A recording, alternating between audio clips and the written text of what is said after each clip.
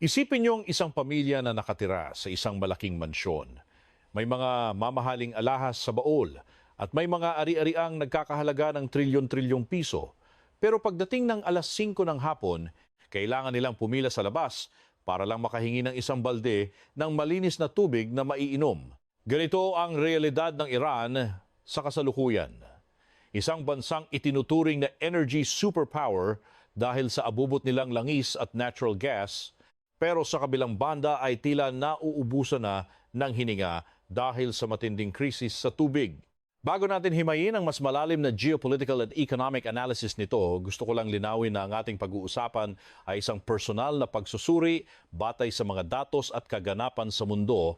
Hindi layunin ng video na ito na mang-insulto ng kahit anong bansa, gobyerno o grupo ng mga tao, kundi ang magbigay ng mas malinaw na perspektiba kung paano gumagalaw ang ekonomiya at resources sa ating planeta.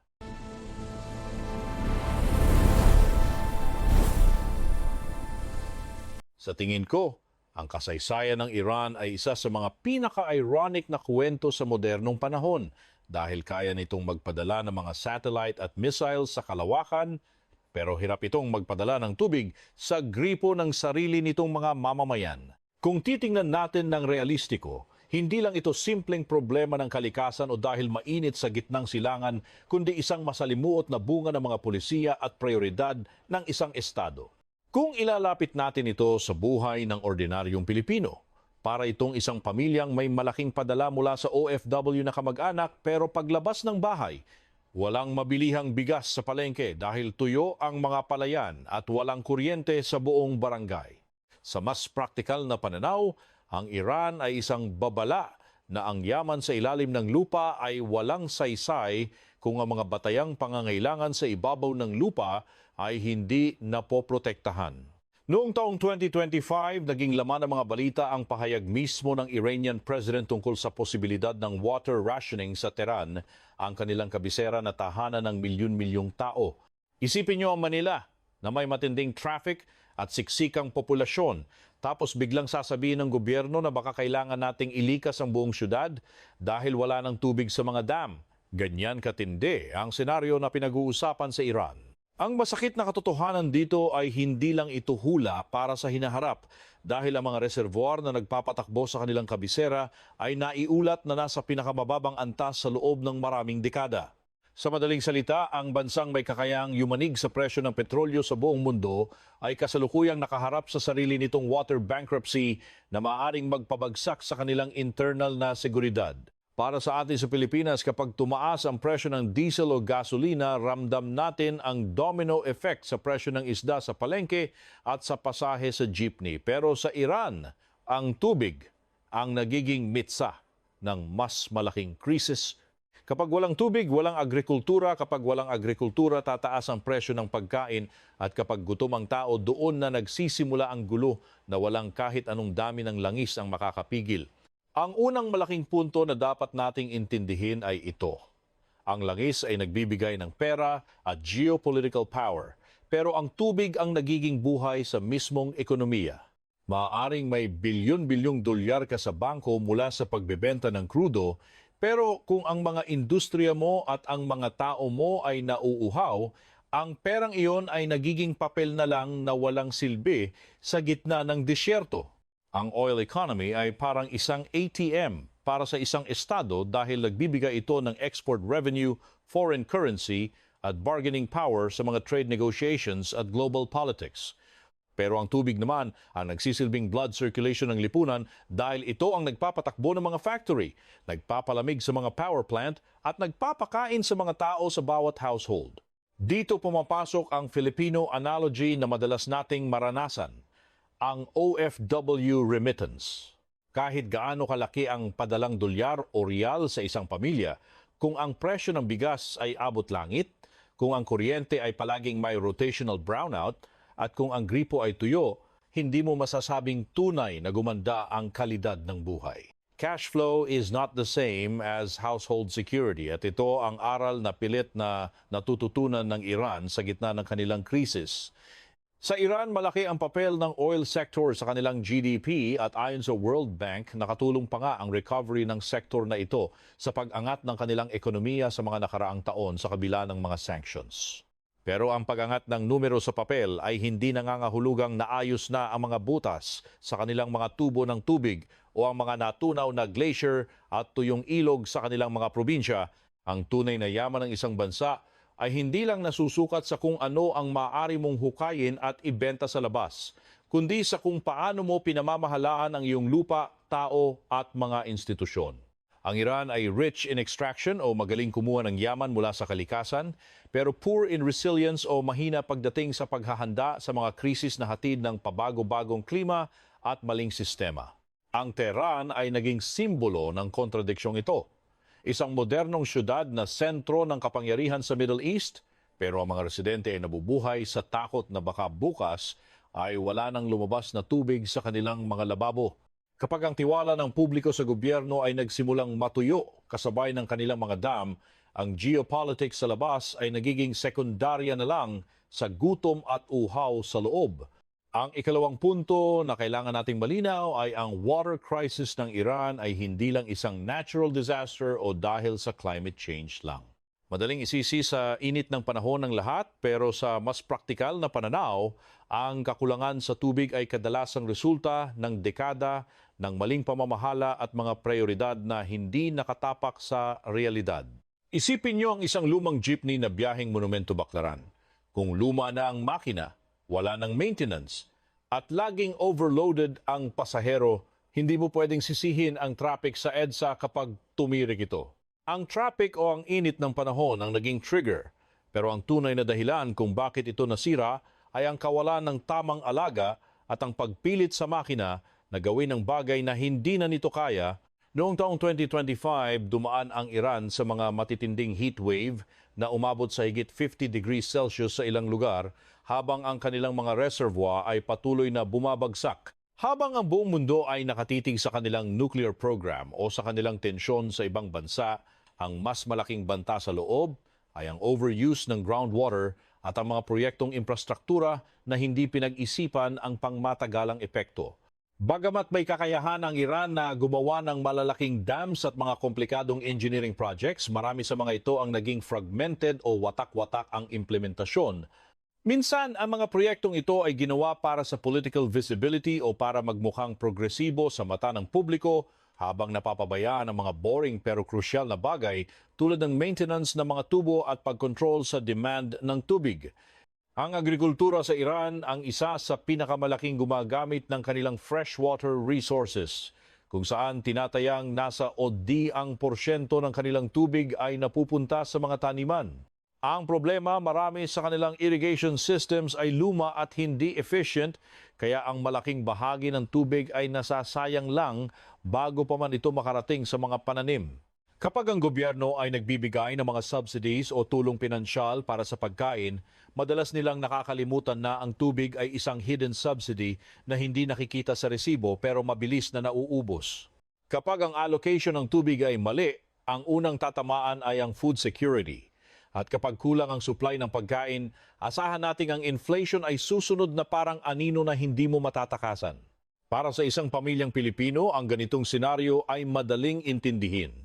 Kapag tumaas ang presyo ng bigas dahil sa tuyong palayan, hindi lang ang magsasaka ang talo, kundi pati ang mga call center agents sa Makati at ang mga tindera sa palengke.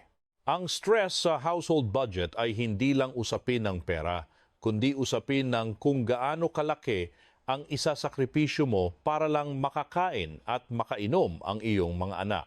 Ang ikatlong punto na dapat nating tutukan ay ang papel ng agrikultura bilang tahimik na sentro ng krisis na ito sa Iran.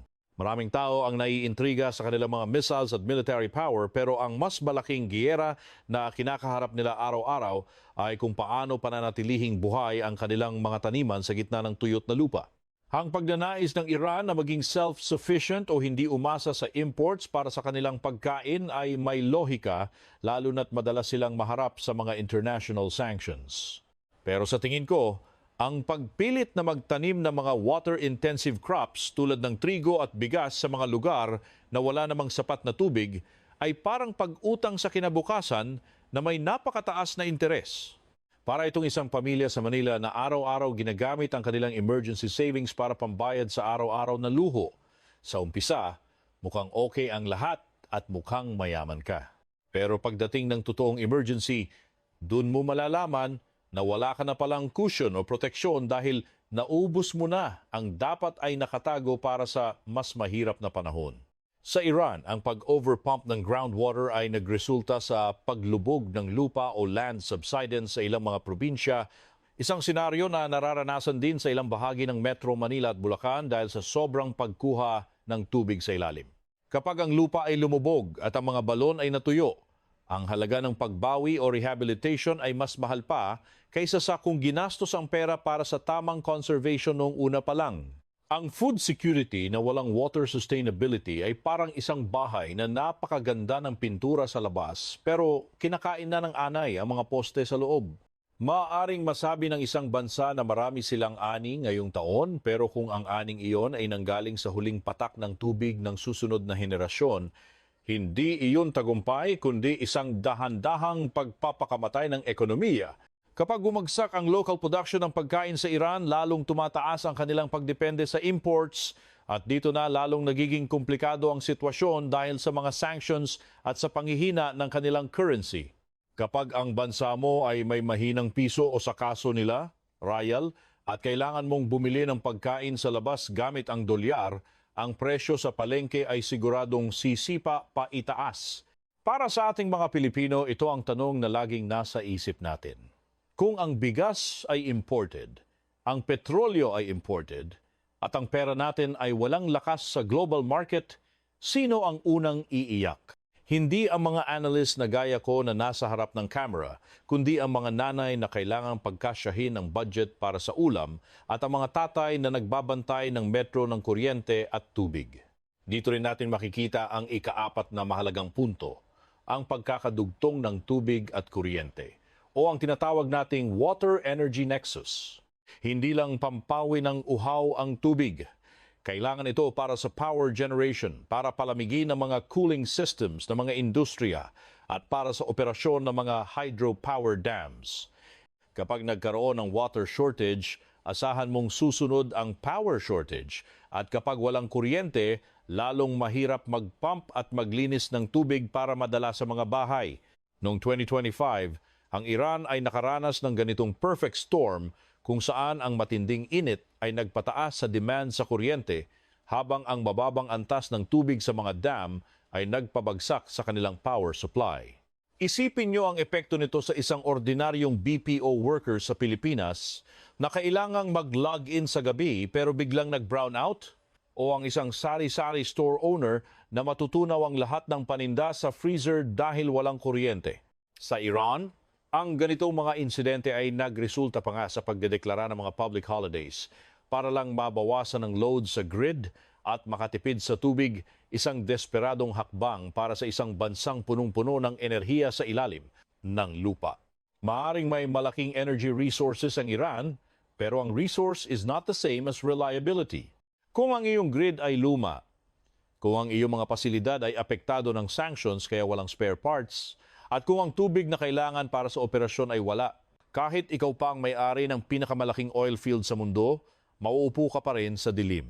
Ang mga ganitong sitwasyon ay nagpapababa sa confidence ng mga investors at lalong nagpapakunot sa noo ng publiko.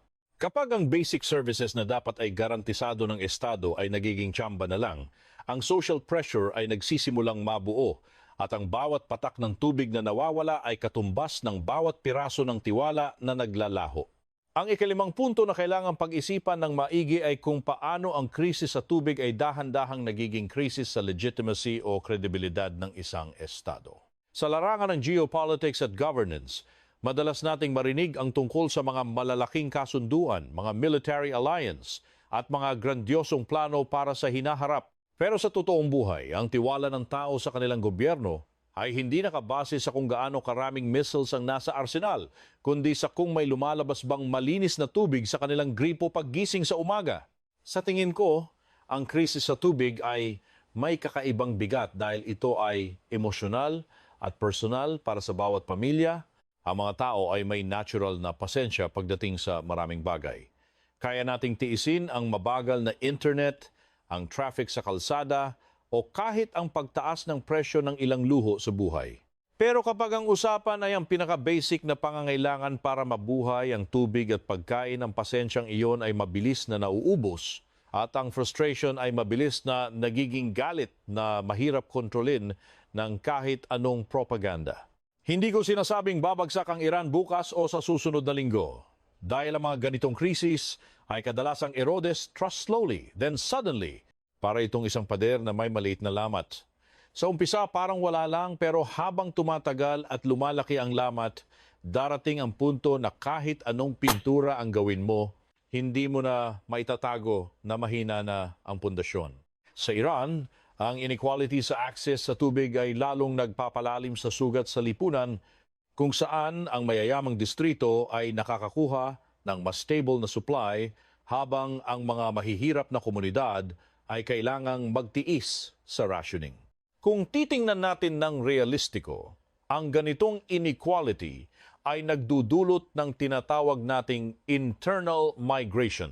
Kapag ang mga magsasaka sa mga probinsya ay nawalan ng tubig para sa kanilang mga taniman, wala silang ibang choice kundi iwan ang kanilang lupa at lumipat sa mga syudad tulad ng Tehran para maghanap ng trabaho.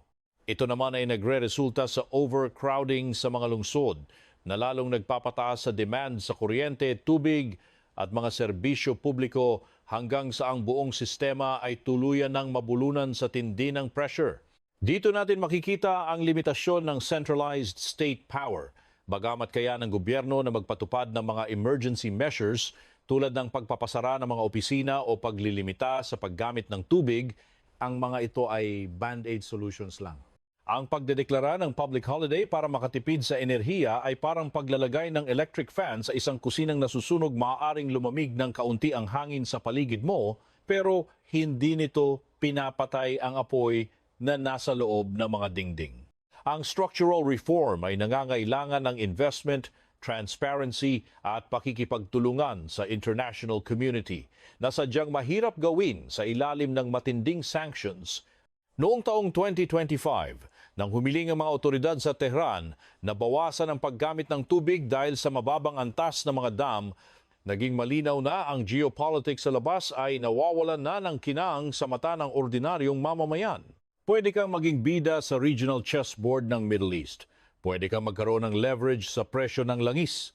Pero kung ang tao sa loob ng sarili mong bahay ay nauuhaw, ang lahat ng iyong diplomatikong tagumpay ay nagmumulang hungkag, ang lakas ng isang bansa ay hindi nasusukat sa distansya ng kanyang missiles, kundi sa kalidad ng serbisyong natatanggap ng kanyang pinakamaliit na mamamayan. Ngayon, bakit ba ito mahalaga para sa atin dito sa Pilipinas at sa buong rehiyon ng ASEAN? Ang ika-6 at huling punto ay ang mga aral na dapat nating baunin mula sa karanasan ng Iran. Hindi man tayo oil-rich country at hindi man tayo kasing tindi ng Iran pagdating sa geopolitical tension, mayroon tayong sariling mga vulnerabilities na kung hindi natin aayusin, ngayon ay maaaring magdala sa atin sa katulad na landas ng kawalang katiyakan. Ang Pilipinas ay lubhang umaasa sa imported fuel at imported rice at ang ating ekonomiya ay sensitibo sa bawat paggalaw ng presyo sa pandaigdigang merkado.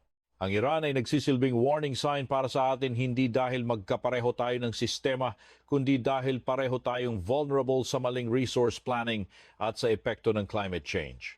Sa mas praktikal na pananaw, ang water-energy-food nexus na nagpapahirap sa Iran ngayon ay ang parehong nexus na kailangan nating bantayan ng maigi sa ating sariling bakuran.